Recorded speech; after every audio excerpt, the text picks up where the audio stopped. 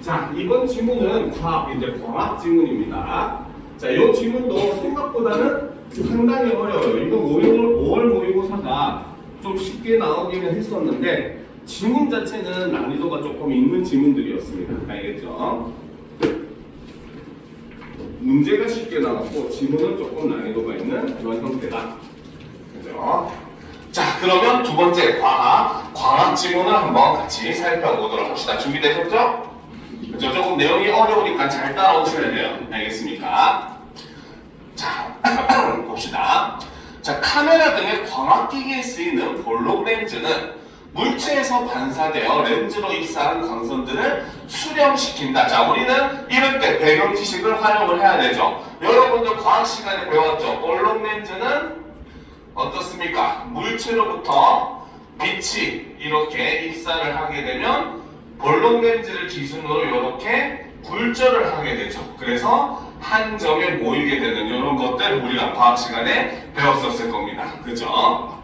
자, 이때 물체 표면의 한 점인 물체점에서 렌즈로 입사한 여러 광선이 굴절하여 수렴하는 점을 상점이라고 한다라는 거죠. 자, 그러면 여기에 물체가 있다고 이야기를 했을 때 이런 물체점들에서 그쵸? 광선이 입사를 해가지고 이렇게 굴절해서 한 점에 모이는 이 점이 바로 뭐다? 상점. 그리고 여기에 물체에 있는 한 점이 바로 물체점. 이런 개념으로 우리가 볼 수가 있다는 거죠. 그렇죠?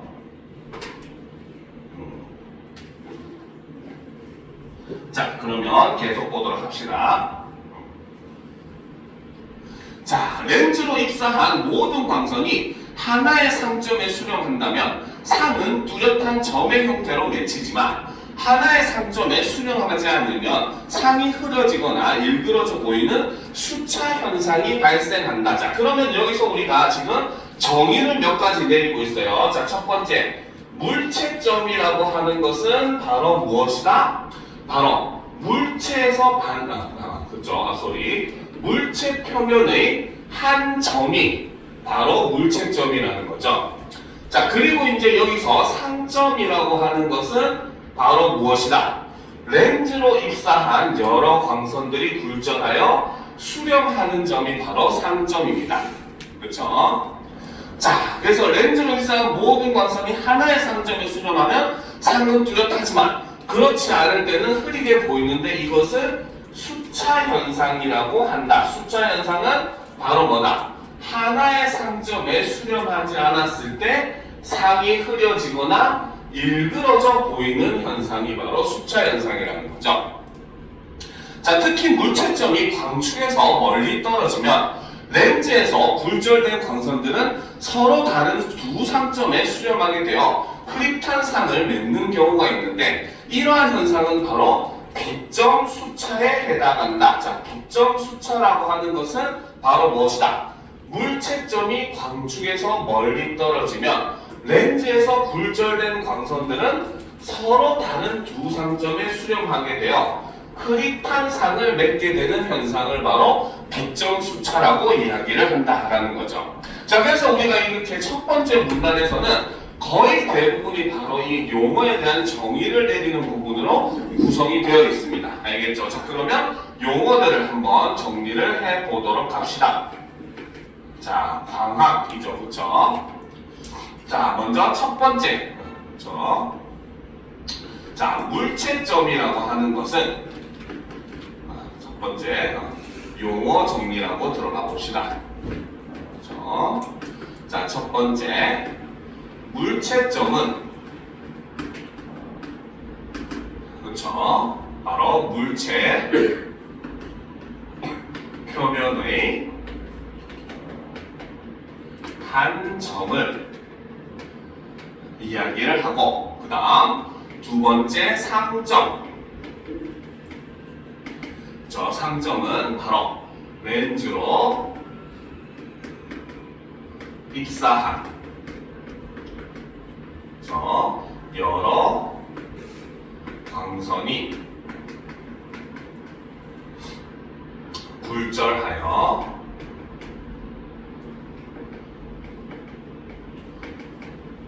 수렴하는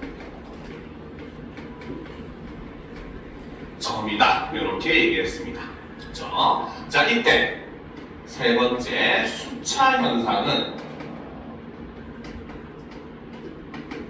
그렇죠? 자, 바로 그 뭡니까? 상점이 하나의 상점에 수렴을 하지 않더라는 거죠. 그래서 이로 인해서 어떻게? 상이 흐려지거나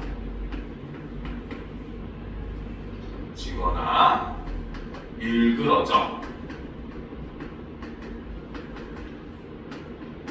보이는 현상이 수차 현상이고, 특히 그 중에서 네 번째 비점 수차, 어떻게 보면 이 글에서 핵심적으로 설명하고자 한 내용이죠. 그렇죠? 자, 비점 수차라고 하는 것은 바로 뭐다? 물체점이 그렇죠? 광축에서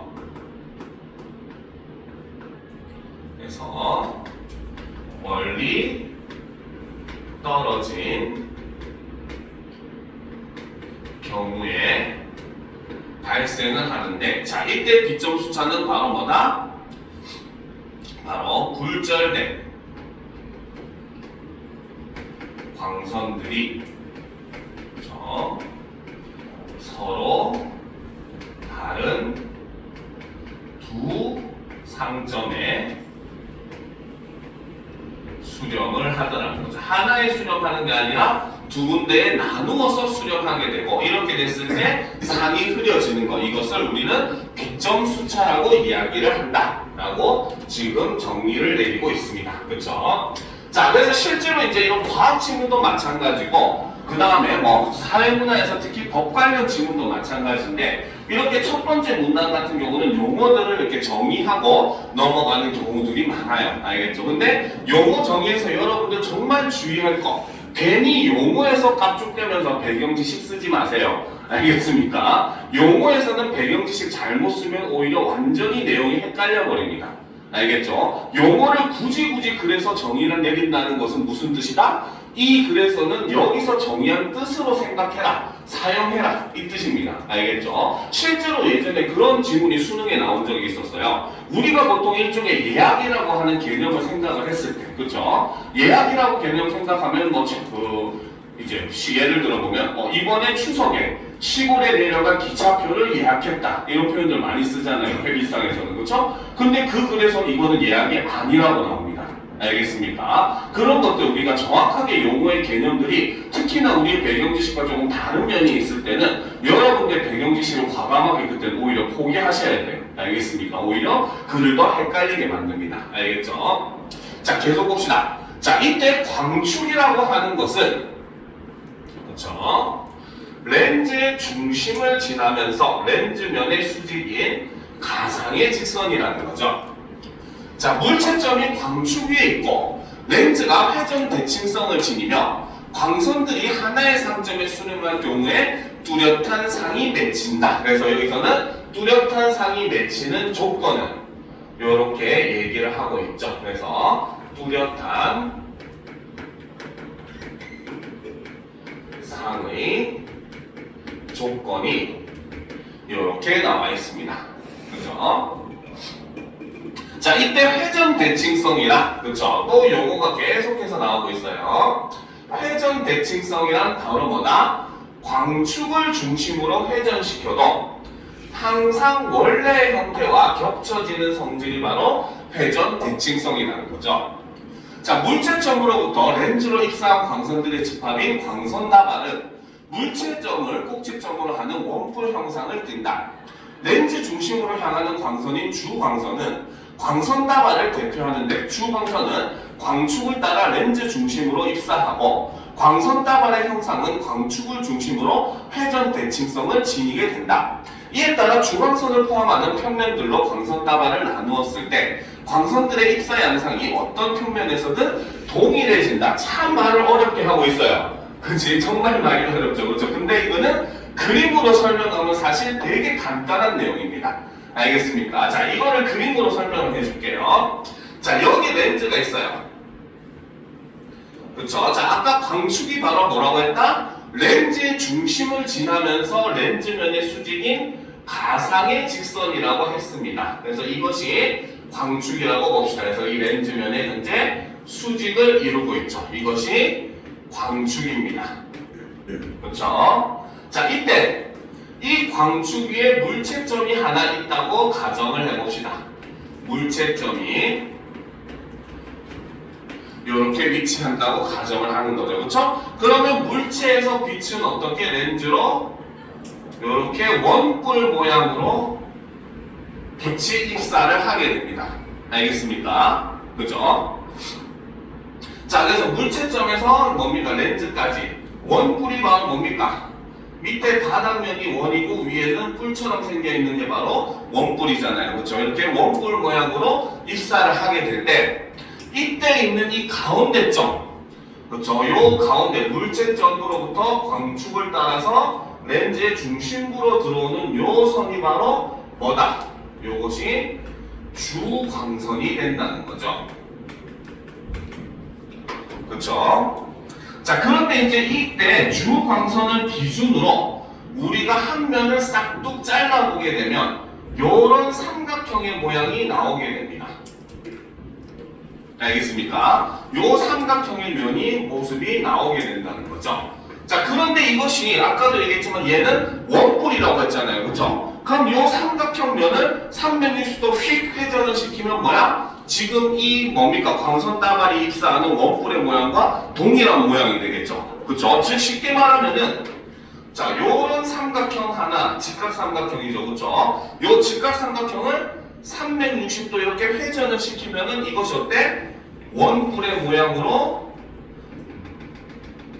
이렇게 위치를 하게 된다는 겁니다. 알겠습니까? 이게 바로 지금 여기서 얘기하는 이 뭡니까? 한 바퀴 회전하더라도 얘네가 다 동일한 모양을 지닌다는 거잖아요. 그렇죠? 이거를 회전 대칭성이다. 이렇게 이야기를 하고 있는 거예요. 그러니까 쉽게 말하면 그냥 원뿔의 개념이다라고 생각을 하시면 되는 겁니다. 알겠죠? 그래서 원뿔에서 어떤 단면을 자르더라도 거기서 나오는 요 삼각형의 모양은 여기서도 동일하고 여기서도 동일하고, 그쵸? 앞쪽으로 이렇게 잘라도 동일한 모양이 다 나온다는 거죠. 그쵸? 이해가 됩니까? 그치? 왜 어디 갔다 이제 오시는가? 그쵸? 자, 그래서 이제 바로 회전 대칭성이라고 하는 것은 이렇게 직각삼각형을 회전시켰을 때 요 원뿔의 모양과 동일하게 나온다. 이렇게 볼 수 있다는 거죠. 알겠습니까? 자, 그러면 계속 보도록 합시다. 자, 이때 각 평면에서의 광선의 불절 양상 또한 서로 동일해져서 전체 광선 따발은 광축 위에 있는 하나의 상점에 수렴하게 된다. 그쵸? 지금 광선 따발이 이렇게 입사를 했어요. 그렇지? 그러면 이렇게 입사한 광선 따발은 다시 어떻게? 볼록 렌즈에 굴절이 돼서 이쪽에 하나의 상점에, 여기가 상점이 되겠죠. 이 상점에 수렴을 하는 이런 모양을 가지게 된다. 요걸 지금 설명을 하고 있는 겁니다. 무슨 말인지 알겠죠? 굉장히 지금 어렵게 설명이 돼 있기는 해요. 알겠습니까? 근데 사실상 내용은 원뿔. 어떻게 보면 그 볼록 렌즈를 기준으로 두 개, 물체점에서 상점까지는 두 개의 원뿔을 합쳐놓은 모양이 된다. 이런 개념으로 우리가 볼 수가 있다는 겁니다. 알겠습니까? 자, 그런데 이제 봅시다. 반면 자, 물체점이 광축에서 멀리 벗어나면 주광선은 광축을 따라 입사하지 않게 되며 광선 따발의 형상은 광축을 기준으로 회전 대칭성을 보이지 않게 되어 빛점 수차가 발생하게 된다. 자, 빛점 수차가 발생하는 기준은 바로 무엇이다? 바로 물체점이 광축에서 멀리 벗어나게 되면은 이런 이유로 인해서 빛점 수차가 발생을 하게 된다는 거죠. 자, 그러니까 이것도 우리가 그림으로 한번 설명을 해주면은, 그쵸? 자, 원래는 이제 볼록 렌즈가 여기 이렇게 있어요. 자, 그리고 아까 얘기했었던 가상의 직선, 그쵸? 볼록 렌즈와 수직을 이루고 있는 가상의 직선이 광축이 여기에 있습니다. 그쵸? 자, 그런데 물체점이 어디에 있다? 광축에서 멀리 떨어져 있는 거예요. 여기 있어요. 물체점이. 그쵸? 자, 그러면 물체점이 이 점을 기준으로는 렌즈로 어떻게 입사를 할 수밖에 없다? 요렇게 입사가 됩니다. 무슨 말인지 알겠죠? 자, 그러면 원뿔이 어떤 모양? 아까 그 처음에 있었던 우리가 광축 위에 물체점이 있는 경우에는 일종의 직각삼각형에 의해서 만들어지는 원뿔의 모양으로서 나왔다는 거죠. 그런데 물체점이 광축에서 멀리 떨어지게 되면 어때? 어느 한쪽으로 치우친 요런 원뿔의 모양으로 만들어진다는 겁니다. 무슨 말인지 알겠죠? 그러면 이때는 어때요? 여기 가운데에 있는 요 선, 저 렌즈의 중앙으로 들어가는 요 선이 바로 주광선인데, 자, 주광선을 기준으로 요 삼각형과 요쪽 면의 삼각형과, 그쵸? 반면에 위쪽 면의 요 삼각형은 서로 같다고 할 수가 없잖아요. 서로 다른 모양이 되잖아요. 그쵸? 그렇기 때문에 이때는 바로 뭐다? 회전 대칭성을 가지지 않는다라고 얘기하는 거예요. 회전 대칭성은 돌렸을 때 똑같은 모양이 반복돼야 된다는 건데 얘는 똑같을 수가 없더라는 거죠. 그쵸? 얘는 주광선이 여기에 위치하게 되니까 삼각형이 요런 삼각형이 일단 직각삼각형 자체가 성립이 안 돼요. 그리고 반대쪽도 역시 요런 삼각형이 되니까 두 삼각형은 서로 같을 수가 없다는 거죠. 무슨 말인지 알겠습니까?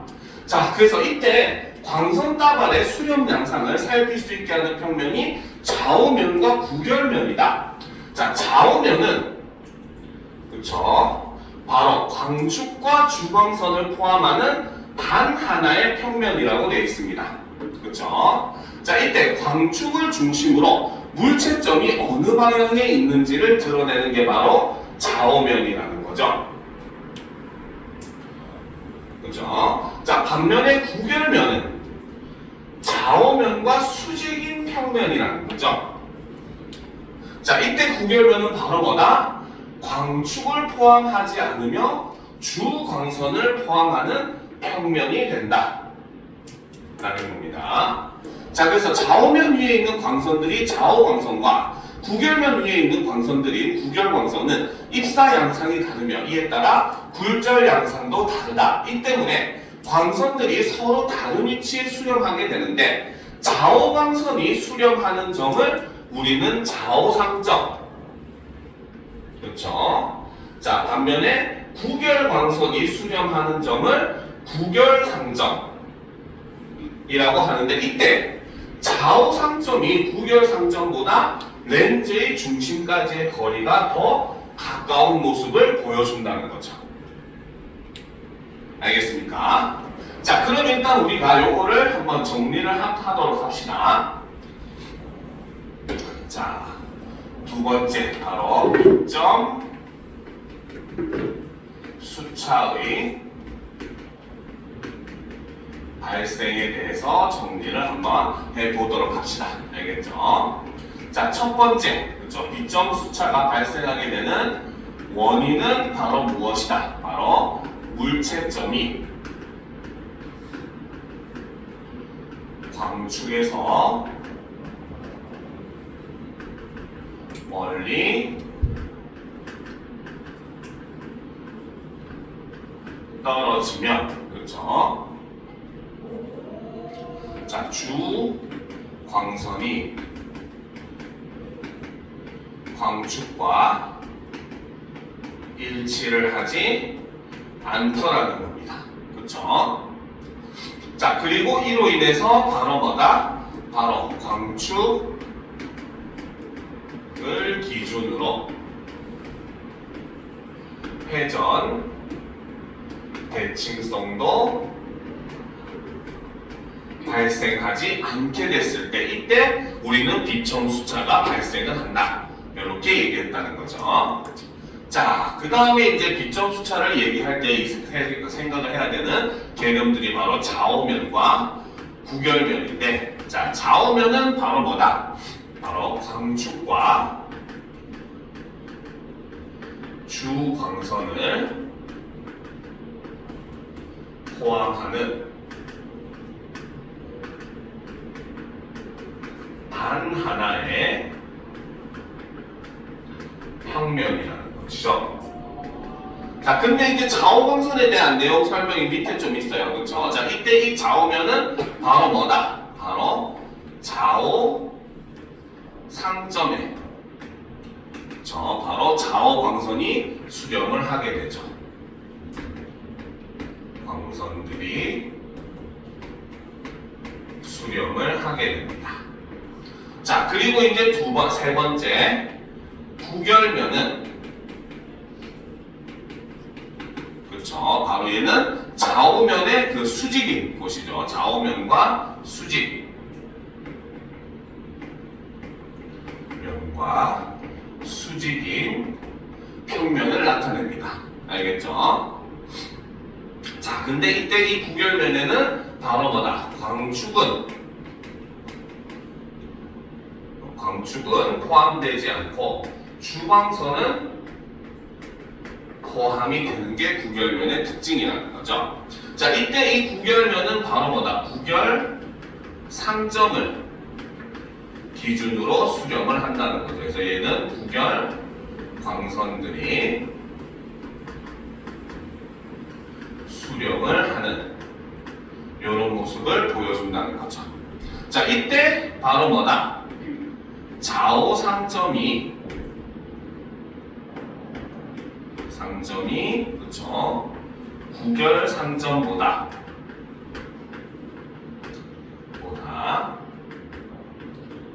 렌즈 중심과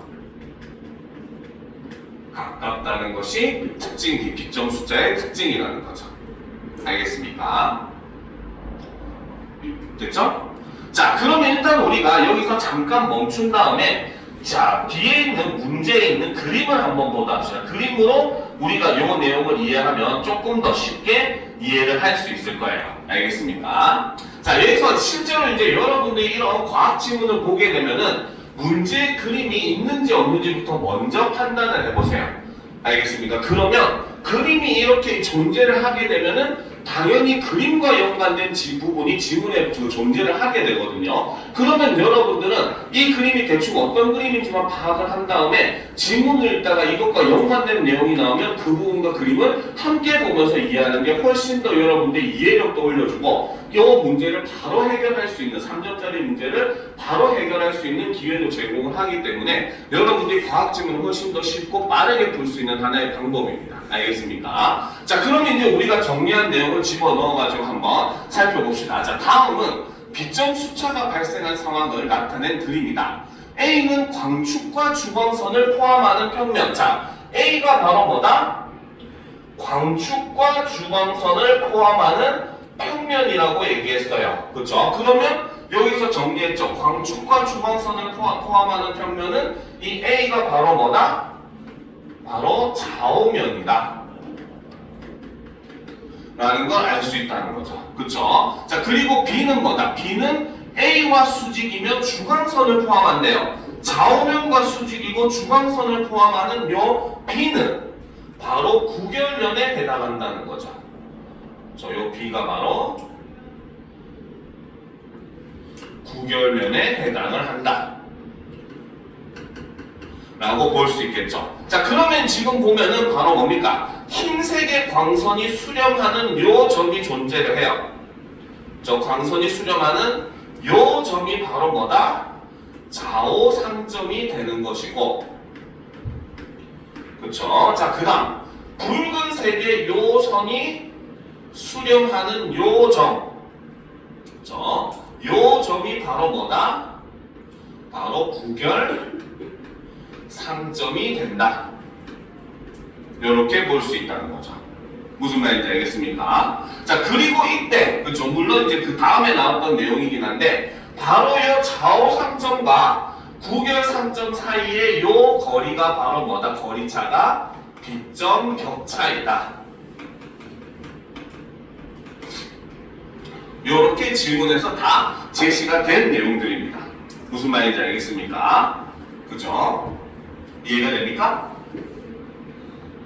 그렇지? 자, 그러니까 이제 우리가 그림을 분석하는 게 가능해졌죠. 그렇죠? 그러니까 이 내용을 보면서 이걸 바로바로 해석을 해버리는 게 여러분들이 이 문제를 쉽게 풀어낼 수 있는 방법이긴 해요. 알겠죠? 자, 그러면 이제 다시 질문으로 돌아가서 그 다음 부분을 이제 보도록 합시다. 자, 그 다음 부분에서는 이제 계산에 관련된 내용들이 등장을 해요. 알겠죠? 자, 보도록 합시다. 어제 수업할 때 애들이 이게 국어 시간인지 과학 시간인지 수학 시간인지 모르겠다고 막 하던데, 그쵸?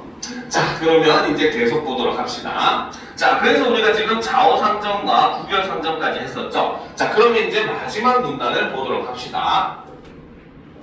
자, 좌우상점과 구별상점 사이의 거리인 빗점격차가 커질수록, 자, 빗점격차라고 하는 것은 바로 뭐다? 좌우상점과 구별상점 사이의 거리라는 거죠. 그죠? 자, 이때 이 빗점격차가 커지면 어떻게? 빗점수차는 더욱 심해진다 라는 거죠. 즉, 그 말은 쉽게 정리하면 바로 뭐다? 빗점격차와, 그쵸?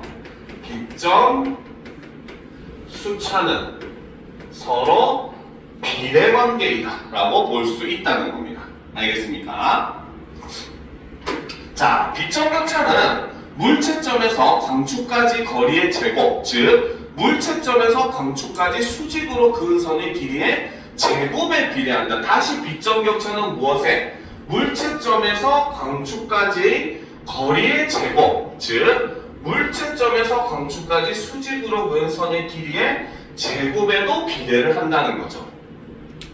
그렇죠? 자, 좌우상점부터 구별상점까지의 임의의 지점에서 맺히는 상의 형상은 같은 지점에서 광선다발을 광축의 수직인 면으로 잘랐을 때 그 단면의 형상과 동일하다.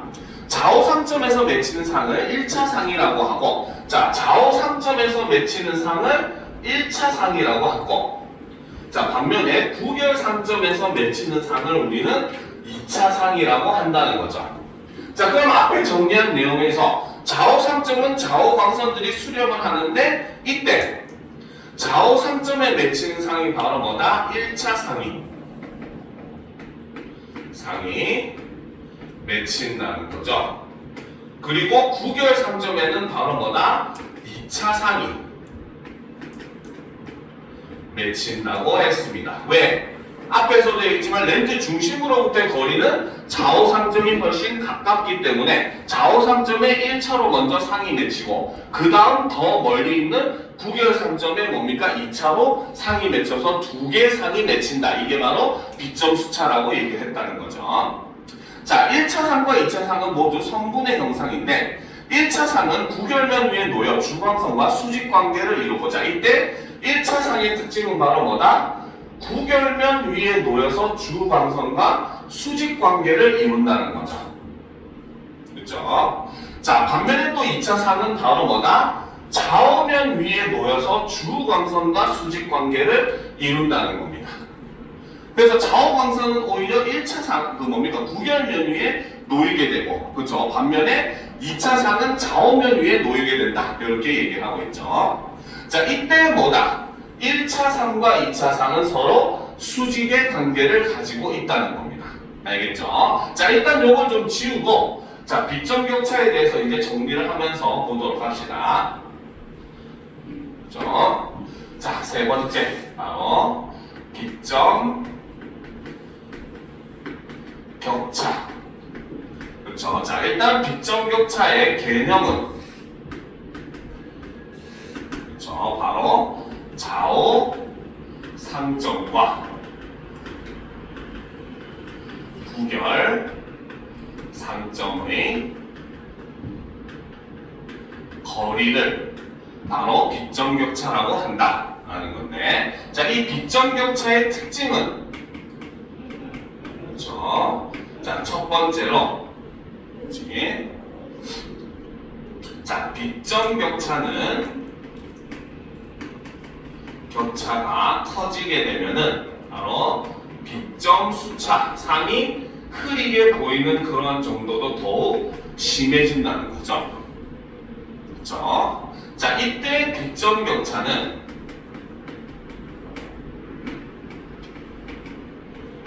격차는 그렇죠. 바로 물체점에서 광축까지의 거리의 제곱. 그렇죠. 바로 물체점에서 광축까지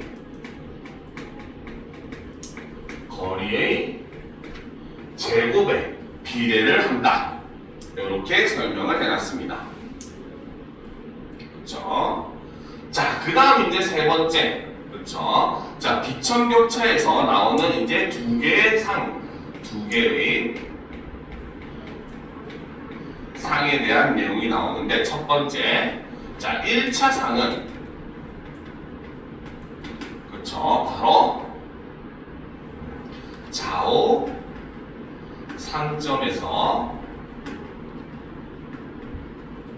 맺히게 된다는 거죠. 그렇죠?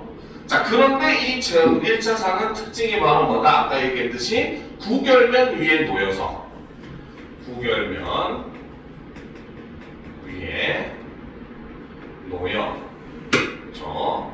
주광선과 수직의 위치에 놓인다는 거죠. 자, 반면에 2차 상은 그렇죠? 바로 구결 상점에서 맺히는데, 오히려 이 2차 상은 뭐다? 좌우면 위에 그렇죠? 놓여서 역시 얘도 주광선과 수직의 관계를 놓친다는 거죠. 그래서 1차상, 2차상은 둘 다 주광선과 수직의 관계를 이룬다라는 게 특징입니다. 알겠죠? 자, 그리고 이때, 그렇지? 자, 1차상과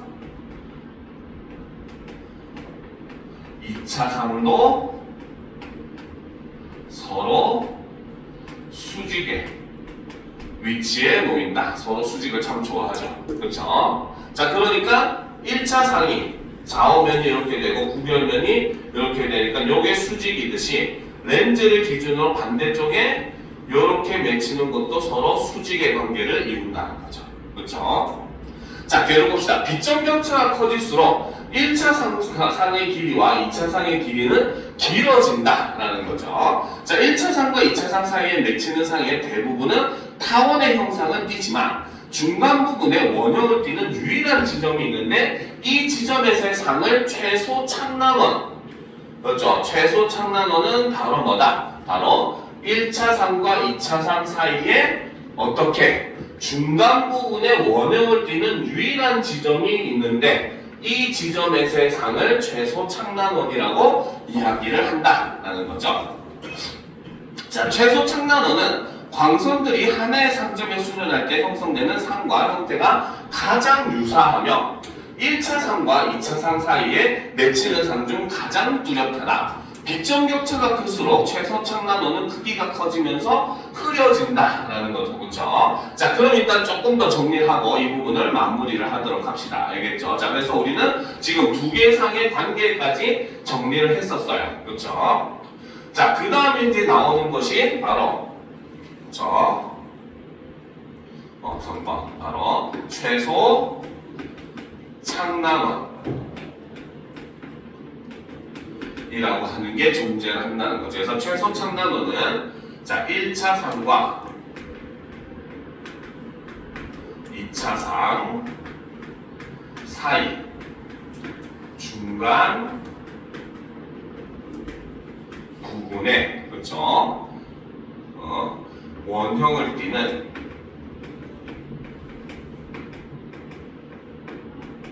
유일한 지점에 맺히는 상이라는 거죠. 이게 그래서 그 사물의 실제 모습과 가장 가까운 모습을 가지고 있다라고 얘기를 했는데, 이 최소 창난원은 바로 뭐다? 바로 비점 격차가 커질수록 어떻게 최소 창난원은 크기는 증가를 하지만 흐려짐도 증가를 하는 모습을 보여준다. 이렇게 볼 수가 있다는 거죠. 알겠습니까? 상당히 어려운 지문이긴 하죠, 그렇죠? 이게 수학인지 과학인지, 그렇지? 자, 그래도 이제 이렇게 렌즈에 이제 상이 맺히는 원리, 그리고 그 렌즈에 상이 잘못 맺혔을 때 어떤 식으로 맺히는가, 이런 것들에 대한 원리를 설명한 것이 바로 이 광학에 관련된 글이었습니다. 알겠습니까? 그죠? 이런 거는 시험에 나올 확률이 높겠죠. 이런 글들은, 그치? 선생님들이 이 글을 좋아합니다. 그쵸? 자, 그 다음 이제 지문 보도록 합시다. 자, 사회문화 집합건물법 해석 사례집 보도록 합시다. 자, 요거는 사실 내용 자체는 상당히 여러분들하고는 조금 관계가 없는, 조금 여러분들이 이해하기는 조금 힘든 내용이긴 해요. 그런데 빨리 갔다 오세요. 자, 그런데 사실 이게 여러분과 관계 없진 않습니다. 왜? 여기는 여러분들 대부분이 아파트에 살고 있잖아요. 그쵸? 바로 그 아파트에 관련된 내용들입니다. 알겠습니까? 그렇기 때문에 여러분들의 집들을 조금 생각을 하면서 글을 읽어보면은 훨씬 더 이해하기가 쉬워질 거예요. 알겠습니까? 자, 그러면 이제 사회문화, 바로 집합건물법 해석 사례집, 바로 법 관련, 법률 관련 지문을 한번 살펴보도록 합시다. 자, 오늘날 하나의 건물 안에 여러 세대와 점포 등이 공존하는 집합건물이 보편화되었다. 그렇죠? 여러분들이 사는 아파트 마찬가지 집합건물입니다. 그렇죠? 그 다음에 그 외에도 빌라 같은 경우는 어때요? 굉장히 많은 사람들이 한 건물 안에 모여 살죠. 그죠? 특히나 이제 이 동탄 지역에 와가지고 조금 놀란 게, 이 동탄 지역에 있는 대부분 빌라들이 보면 1층은 가게를 하고 있고 2층, 3층에는 사람들이 이제 그 뭡니까? 세를 놓고 사는 그런 모습들을 좀 볼 수 있거든요. 이런 것들도 전부 다 집합 건물이라고 볼 수가 있다는 겁니다. 알겠죠? 자, 민법의 개별 소유와 공동 소유의 내용에 대한 규정만으로는 하나의 건물 안에서 개별적으로 소유하는 공간과 공동으로 소유하는 공간이 공존하면서 발생하는 문제를 조정하는데 한계가 있었다. 자, 여러분들의 아파트를 한번 생각해 봅시다. 여러분들 아파트에 보면 일단 기본적으로는 여러분들의 가족이 거주하고 있는 공간, 사적인 공간이 존재를 하죠. 그렇죠? 그리고 그 아파트는 아마 여러분들 부모님이 개인적으로 이제 소유를 하는 그런 아파트일 겁니다. 대부분이. 그렇죠? 자, 그런데 반면에 이 아파트에는 사람들이 공용으로 이용하는 공간들이 있어요. 대표적인 게 주차장. 그렇죠? 그 다음에 아파트에 들어가는 여러 가지 길들, 아파트 안에 있는 공원, 그쵸? 그 다음에 요즘은 또 이제 아파트 사람들의 복지를 생각한다고 아파트 내에 아파트 거주자들을 위한 그 헬스장, 공용 헬스장이라든지 수영장이라든지 이런 것들 시설들을 많이 마련을 해놓잖아요. 그쵸? 이런 것들이 전부 공용 공간이라고 보시면 되는 겁니다. 알겠습니까?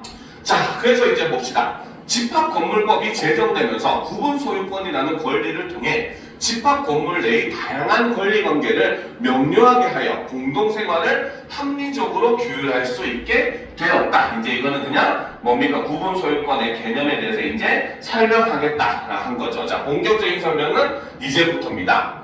자, 구분소유권은 그쵸, 바로 뭐다? 점유 부분을 개별 소유의 대상으로 삼는 소유권을 의미한다 라는 거죠.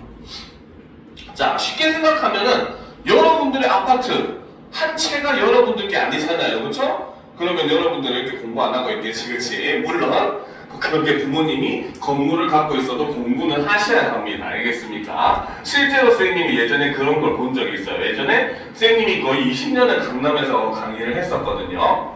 근데 이제 그 학원 앞쪽에 큰 건물이 있어서 시가로 한 100억 정도 하는 건물이었어요. 알겠죠? 그 정도 집을 부모님이 가지고 있으면 여러분들 평생 놀고 먹을 것 같지, 그치? 그죠? 근데 절대 아니에요. 알겠죠? 실제로 그 건물에 어떤 일이 있었냐면은 그 건물 소유자는 진짜 할머니, 할아버지 두 분이셨어요. 이 두 분이 정말 평생을 그 노력을 해가지고 일군 재산이었고, 그리고 실제로 그 두 분은 너무 검소해가지고 그 건물 옥상에 이제 조그마한 옥탑방에서 두 분이 생활하면서 건물 관리하고 이러면서 재산으로서 갖고 있었거든요. 알겠죠? 근데 그 자식 된 사람이 공부를 이제 지지리도 안 한 사람이었어요. 알겠습니까? 그러면서 맨날 헛바람만 들어서 부모님이 재산은 있겠다. 그렇죠? 맨날 그래도 어느 정도 생활비도 보태주고 하니까 이제 헛바람만 들어서 맨날 사업하네 뭐하네 이러면서 부모님한테 자꾸 돈을 타가고 하다가 결국 그 건물이 부모님이 그 평생을 걸려서 일구어 놓은 건물이 불과 몇 년 사이에 싹 은행에 저당 잡혀서 날아가 버리고 그 부모님들은 다시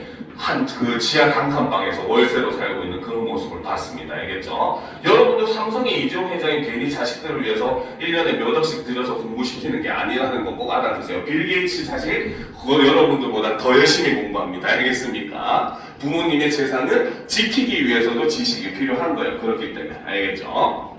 자, 계속 봅시다. 그래서 어쨌든 이 아파트가 여러분들 한 채가 여러분들게 아니라는 겁니다. 알겠습니까? 그러면 어때? 바로 집 하나만의 소유권이 따로 있어야 되잖아요. 그렇죠? 그걸 바로 뭐라고 한다? 구분 소유권이라고 한다는 겁니다. 알겠습니까? 자, 계속 봅시다. 자, 이때 전유 부분은 건물 내에서 구조상 독립성과 이용상 독립성을 모두 갖춘 부분이고, 자, 전유 부분이라고 하는 것은 바로 뭐다? 건물 내에서 구조상 독립성과 이용상 독립성을 모두 갖춘 부분이다. 자, 구조상 독립성. 즉, 다른 집과 막혀 있어야 된다는 거야. 쉽게 생각하면. 알겠죠? 여러분들 집에 옆집 사람이 막 들어와요? 아니잖아. 그럼 큰일 날 거 아니야. 그치? 그러니까 여러분들은 어때? 구조상으로 벽이라든지, 그쵸? 천장이라든지, 바닥이라든지 이런 걸 통해서 다른 세대와 완전히 독립된 그런 공간에서 생활을 하죠. 그쵸? 그리고 여러분들이 여러분들 집에 갈 때 남의 집을 통해서 가야 돼요? 아니잖아요. 아파트 공용 공간인 복도라든지 엘리베이터라든지 이것만 통하면은 여러분들 집으로 갈 수가 있잖아요. 그렇죠? 이게 바로 이용상 독립성이다라고 보시면 됩니다. 알겠죠? 남의 집을 침범해서 들어갈 이유가 없다는 거죠. 알겠습니까? 자, 그래서 전유 부분 이외의 건물 부분은 뭐라고? 공용 부분이라고 한다. 그렇죠? 자, 이때 구조상 독립성이란 자, 이제 성명을 하죠. 자, 구조상 독립성이란 바로 뭐다? 각 건물 부분이 바닥이나 천장, 벽, 출입문과 같이 건물을 구성하고 있지만 쉽게 이동되거나 제거될 수 없는 부분에 의해 공용 부분이나 다른 부분 소유자들의 전유 부분과 차단된 것. 말은 어렵게 되어 있지만 쉽게 생각하면 돼요. 여러분들 집의 천장은 윗집의 바닥이죠. 그렇죠? 여러분들 집의 바닥은 아랫집의 천장입니다. 그렇죠? 그리고 여러분들 집과 옆집 사이에는 벽이 있잖아요. 그렇지? 그렇기 때문에 이런 것들로 완전히 박혀 있어서 독립적으로 구성이 된다는 겁니다. 알겠죠? 이게 바로 구조상 독립성을 의미한다라는 거죠. 자, 그 다음에 이용상 독립성이란 바로 무엇이다? 해당 부분이 다른 전유 부분을 통하지 않고도 공용 부분이나 외부로 출입이 가능하다는 거죠. 그래서 이를 통해서 독립된 세대나 점포 등으로 사용될 수 있어야 한다. 이거를 얘기한다는 겁니다. 알겠습니까? 자, 이때 구분 소유권이 성립하기 위해서는 구분 행위가 필요한데, 자, 이때 구분 행위란 자, 바로 건물을 분양하는 사람이 건물의 특정 부분을 구분하여 별개의 소유 대상으로 삼으려는 의사를 객관적으로 외부에 표시하는 것을 이야기를 한다는 거죠. 가장 대표적인 게 모델하우스. 모델하우스 가면 어때요? 아파트를 통째로 광고하지 않아요. 그렇죠? 방 하나하나를 사람들에게 구조가 어떻게 생겼고 이렇게 보여주면서 하나하나가 독립된 것이라는 사실을 살려고 하는 사람이 인식을 시킵니다. 그렇죠? 그리고 등기를 할 때도 어때? 이 아파트는 이런 걸 기준으로 집들이 다 세대가 나누어져 있기 때문에 각각의 집이 등기가 가능하다라는 식으로 등기를 신청할 수 있도록 만들어놨어요. 그렇죠? 이런 것들이 전부 다 구분 행위라는 겁니다. 알겠죠? 자, 그럼 이제 이거를 우리가 정리를 한번 해보도록 합시다. 자, 구분 소유권. 그렇죠? 자, 구분 소유권이란 바로 뭐다? 전유 부분을 개별 소유의 대상으로 삼는 소유권을 우리는 구분 소유권이라고 한다는 거죠. 자, 이때 첫 번째 전유 부분이라고 하는 것은 그렇죠? 자, 바로 구조상 독립성과 플러스 이용상 독립성을 갖추고 있는 게 전유 부분이다. 이렇게 얘기를 했습니다. 자, 이때 구조상 독립성이라고 하는 것은 그렇죠. 자, 바로 자, 각 건물의 부분이 그렇죠. 건물을 구성을 하죠. 그런데 이때 이것이 쉽게 이동이나 제거가 불가능해서 그쵸?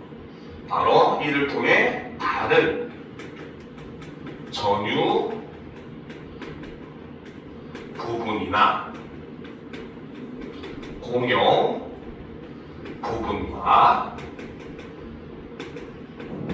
구분이 되는 공간을 구분이 되는 것을 우리는 구조상 독립성을 가진다. 차단이 된 것이다. 라는 거죠. 자, 두 번째, 이용상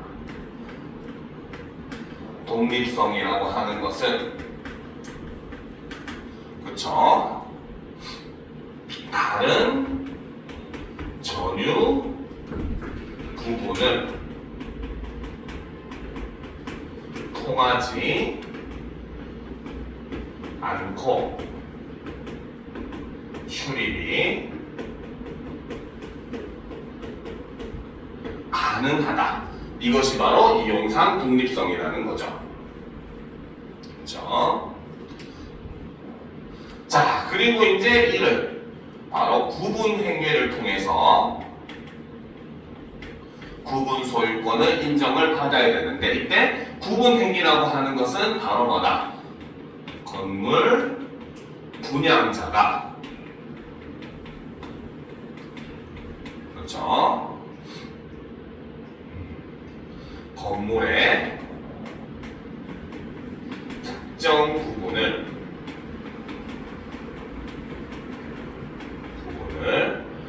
부분을 한 거죠. 이를 통해서 별개의 소유 대상으로 삼으려는 의지를 객관적으로 외부에 표시하는 것이 바로 구분행위다 라고 얘기했다는 거죠. 그렇죠? 그래서 이런 구분행위는 여러 가지 신고의 방법을 통해서 성립을 할 수 있다 라고 이야기를 했습니다. 그렇죠? 자, 그 다음 문단의 내용을 한번 살펴봅시다. 자, 공용 부분에는 복도, 옥상, 공동현관 등의 건물 부분과 엘리베이터와 같은 건물의 부속물이 있다. 자, 이제는 공용 부분에 대한 설명이 나와 있어요. 공용 부분은 복도, 옥상, 공동현관 등의 건물 부분과 그 다음 엘리베이터와 같은 건물의 부속물로 나눌 수가 있다. 그래서 건물 부분과 부속물로 구분을 한다. 이렇게 되어 있습니다. 자, 공용 부분은 구분 소유자들이 공유한다. 구분 소유자가 전유 부분을 소유함으로써 자동으로 얻게 되는 권리가 바로 공용 부분에 대한 지분이다 라는 거죠. 그래서 이 공용 부분에 대한 지분은 바로 뭐다? 구분 소유자가 전유 부분을 소유함으로써 자동으로 얻게 된다는 겁니다.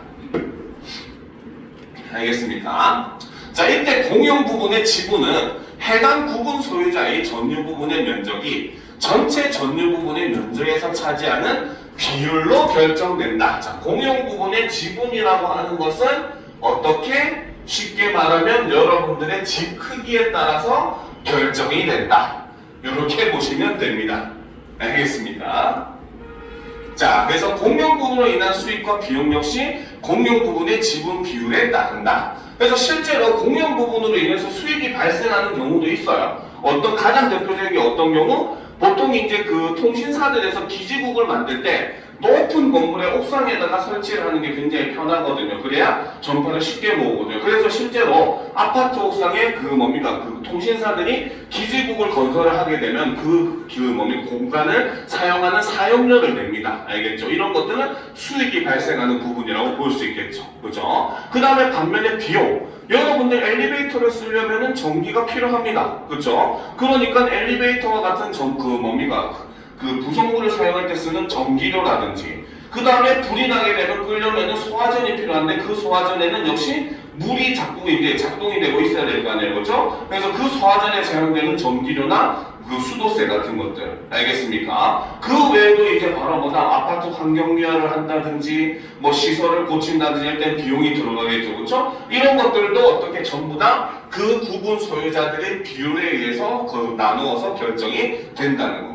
알겠죠? 그래서 공용 부분으로 인한 수익과 비용 역시 지분 비율에 따른다는 거죠.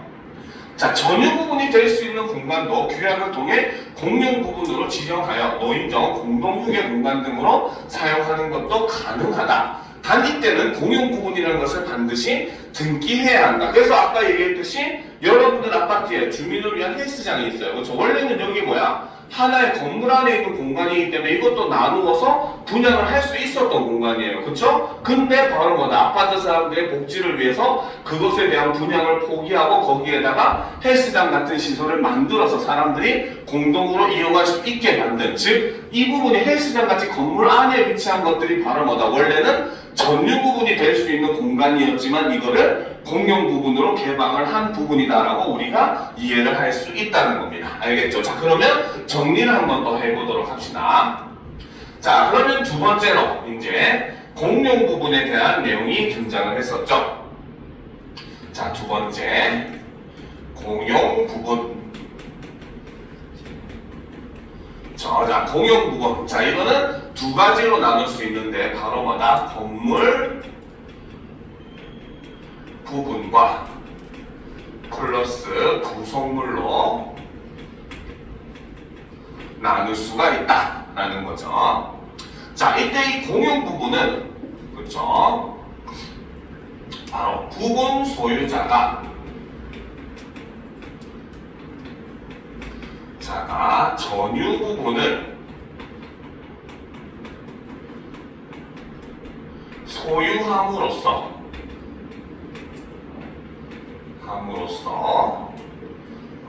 자동으로 사용 권리를 획득하게 된다는 것이 공용 부분의 특징이라는 겁니다. 알겠죠? 자, 이때 공용 부분의 지분이라고 하는 것은 어떻게 구해진다? 그렇죠? 바로 해당 소유자의 전유 부분의 면적이 바로 전유 부분 면적이 바로 전체 전유 부분 면적에서 차지하는 비율이니까 곱하기 100을 해야 되겠죠. 퍼센트니까. 그렇죠? 자, 이로 인해서 결정이 된다는 겁니다. 알겠습니까? 그래서 이때 이 지분이라고 하는 것은 바로 공용 부분으로 인한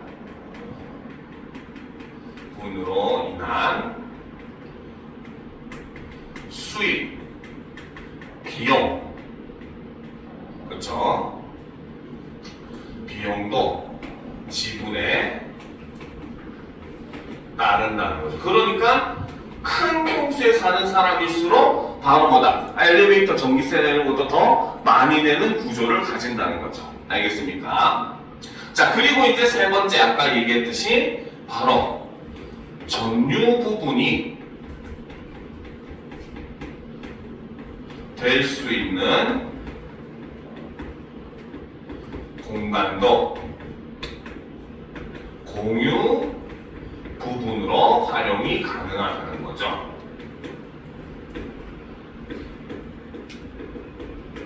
가능하고 이때는 바로 뭐다? 반드시 등기가 필요하다. 이렇게 얘기합니다. 실제로 여러분들이 뭐 부모님이 아파트를 구입한다든지 이런 거를 아마 못 본 학생들이 더 많을 거예요. 그렇죠? 근데 보통 아파트나 이런 것들을 구입한다든지 아니면은 세를 들어간다든지 할 때 보면은 면적이 두 가지가 나와 있어요. 하나는 공용 면적이랑 하나는 전용 면적이 이렇게 나와 있거든요. 공용 면적은 굉장히 넓게 표시가 되어 있는데 전용 면적은 조금 적게, 그거보다 적게 표시가 되어 있어요. 알겠죠? 이때 전용 면적이 여기서 얘기하는 바로 뭐다? 전유 부분이라고 보시면 되고, 공용 면적은 바로 뭐다? 전유 부분 더하기 공유 부분을 합친 거라고. 그리고 거기에 있는 그 차이는 바로 뭐다? 이 공유 부분의 차이는 바로 방금 얘기했던 지분에 따라서 여러분들의 집의 전유 부분이 전체 전유 부분에서 차지하는 비율에 따라서 전체 면적을 나눈 것을 이제 이렇게 더한 내용이라고 보시면 되는 겁니다. 알겠죠? 그러니까 여러분들은 사실 뭡니까? 그 아파트에 있는 여러 가지 공원이라든지 이런 것들을 무료로, 이제 헬스장 같은 경우는 그래도 유지하는데 비용이 들어가니까 완전 무료는 아니라도 굉장히 저렴하게 이용할 수 있게 해주는 이유가 바로 뭐다? 여러분들이 그 부모님이 바로 뭐다? 구분 소유권을 획득함으로써 그 공용 부분을 이용할 수 있는 권리를 얻었기 때문이라는 거죠. 알겠습니까? 자, 그럼 계속 보도록 합시다. 자, 구분 소유권의 주체인 구분 소유자는 집합 건물의 특성 때문에 개별 소유 대상인 전유 부분에 대해서도 권리 행사의 제약을 받는다라는 거죠. 그래서 구분 소유자는 어떤 특징이 있다? 그렇죠. 바로 개별 소유 대상인 전유 부분에 대해서도 권리 행사의 제약을 받는다는 거죠. 알겠습니까? 여러분들은 다 아파트 살잖아요. 그렇지? 그죠? 근데 여러분들 새벽 3시에 라고 막 크게 틀어놓고 할 수 있어요? 없어요? 없죠. 그쵸? 난리 나겠죠. 그쵸? 왜? 공동생활을 해야 되니까. 알겠습니까? 근데 만약에 여러분들이 아파트가 아니라 저기 혼자 있는 단독주택에 산다고 생각해봐요. 그러면 새벽 3시에 그래도 뭘 할 사람 없습니다. 알겠습니까? 그러니까 바로 뭐다? 권리 행사에 제약이 따른다는 게 바로 공동생활의 규칙이라고 하는 게 존재를 한다는 것이고, 그러니까 우리 아파트에 살면 제약이 많죠. 동물들, 크게 짖는 동물들 키우지 마라. 집안에서 담배 피우지 마라. 그쵸? 고성방가 하지 마라. 여러 가지 제약들이 생기는 이유가 바로 뭐 때문에? 왜요? 왜 시우죠?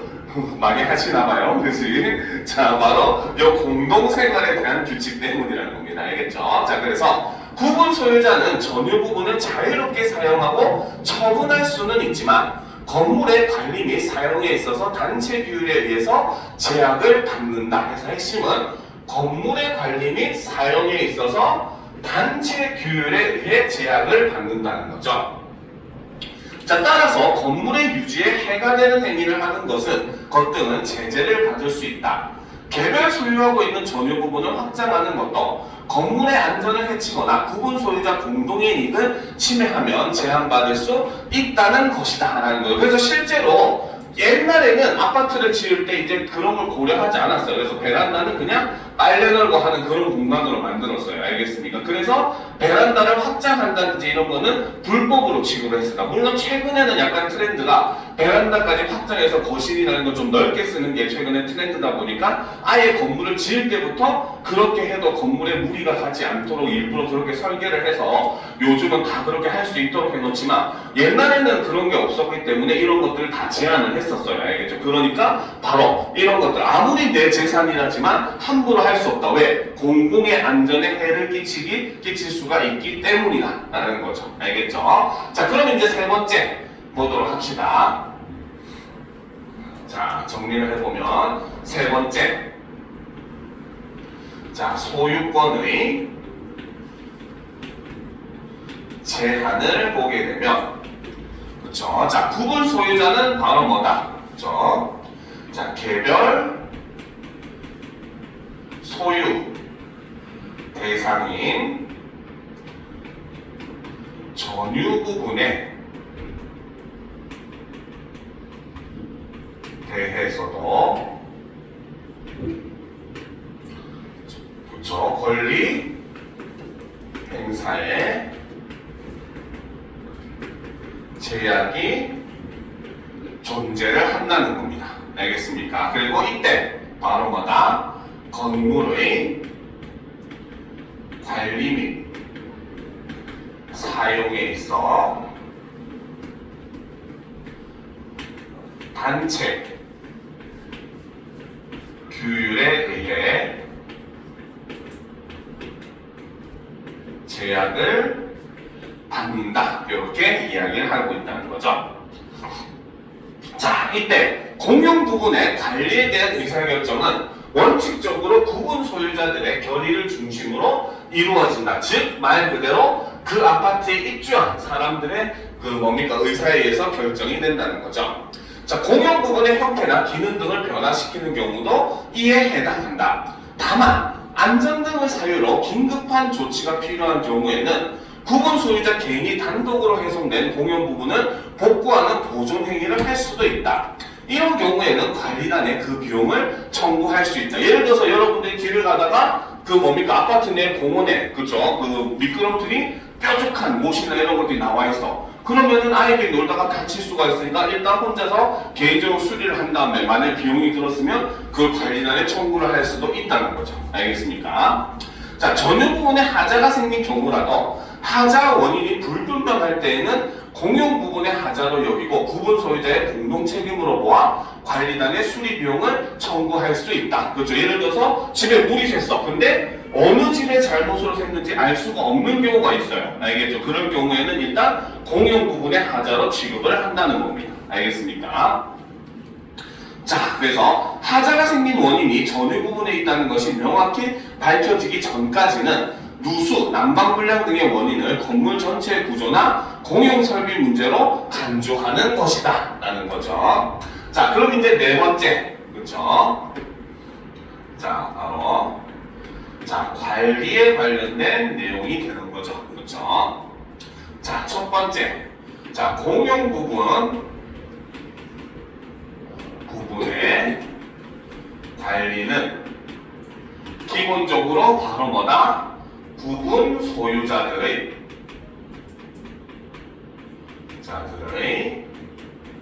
결의가 원칙적으로 중심이 된다는 거죠.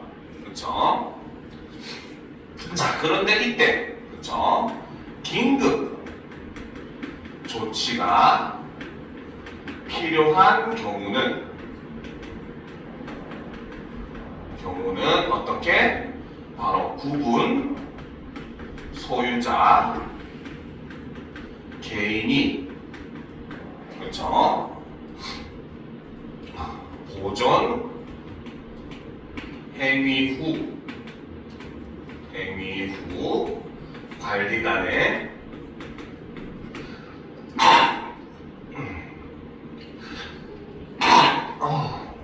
비용 청구가 가능하다. 이렇게 얘기했죠. 자, 그리고 이제 세 번째, 그렇죠? 전유 부분에 하자라도 그 원인이 불분명한 경우